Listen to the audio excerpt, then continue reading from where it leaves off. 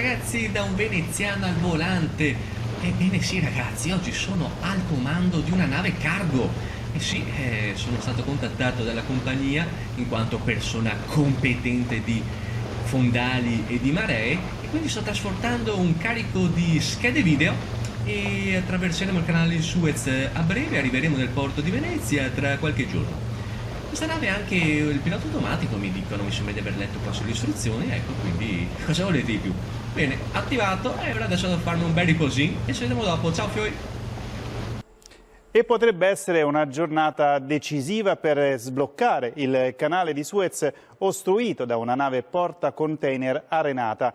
Rimossa la sabbia attorno alla chiglia si prepara un nuovo intervento dei rimorchiatori. Maria Gianniti. L'attesa ora è per l'arrivo di altri 10 rimorchiatori. Si lavora contro il tempo attorno alla Ever Given, l'enorme nave cargo che da martedì scorso blocca il traffico lungo il canale di Suez. 276 navi sono alla fonda, nel Grande Lago Amaro, altre a sud all'imbocco del canale di Suez.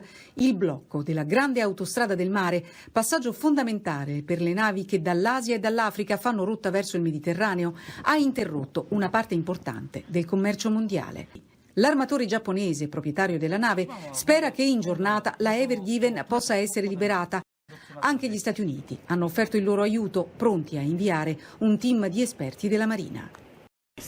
Lunghi incolonnamenti per la modifica al traffico? Abbastanza. Poi io non sono di queste zone. C'è qualche disagio? No, fino adesso no, poi non sappiamo.